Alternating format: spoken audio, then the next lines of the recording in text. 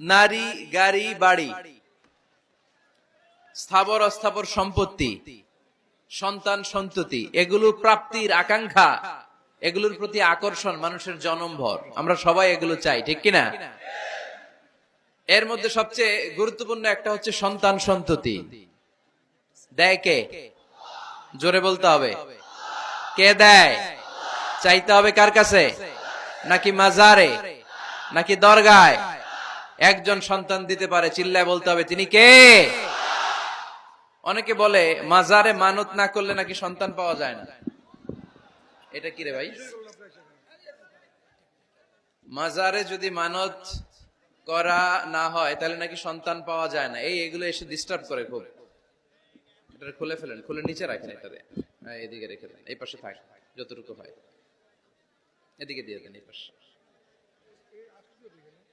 তো এটা একটা ভুয়া কথা, তাই না? মাজারে আর একটু উপরে উঠাইতে হবে। মাজারে মানত না করলে সন্তান যদি না হইতো, বাচ্চা যদি না হয়, গরুর যে বাচ্চা হয়, গরু কোন মাজারে মানত করছে বলেন? মাজারের বিরুদ্ধে আমাদের অবস্থান নয়।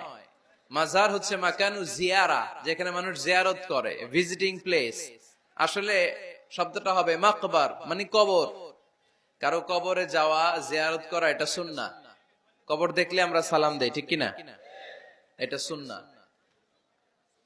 তবে কবরে শুয়ে থাকা ব্যক্তির কাছে চাওয়া যায় না। চাওয়া যায়? ইদা সাআলতা ফাসআলিল্লাহ, যখন চাইবে কার কাছে চাইবে? ওয়া ইদা ইসতাআনতা ফাসতাইন বিল্লাহ, সাহায্যের হাত যদি পাতো কার কাছে পাতবো? ওনার ভান্ডারে কমতি আছে, ঘাটতি আছে?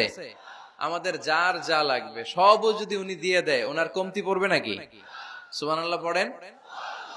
এজন্য মাজারে মানত না করলে সন্তান পাওয়া যায় না, এটা ভুয়া কথা, তাই না? তাহলে ছাগলের বাচ্চা হয় কেমনে? গরুর বাচ্চা হয় কি করে? এরা তো কোথাও মানত করে না। তাহলে বুঝা গেল সন্তান দেয়ার মালিক কে? এটা অনেক বড় নেয়ামত। আমরা অনেক সময় বুঝি না, আমরা অনেক সময় খেয়াল করি না, এটা অনেক বড় নেয়ামত। যার সন্তান নাই সে জানে সন্তান না থাকার কি জ্বালা। এরকম নিঃসন্তান কিছু ভাইয়েরা আমাদের এলাকায় আছে না নাই? আছে। তারাই জানে কি জ্বালা। তো এই সন্তানকে কোরআন কোথাও বলেছে জিনা, সৌন্দর্য, কোথাও কি বলেছে? উত্তর দিতে হবে। কোথাও কি বলেছে? জিনা। আল মাল ওয়াল বানুনা জিনাতুল হায়াতিদ দুনিয়া।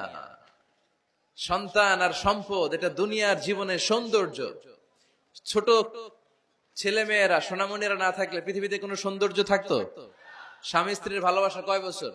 রং ধরা যৌবন, জং ধরে শেষ।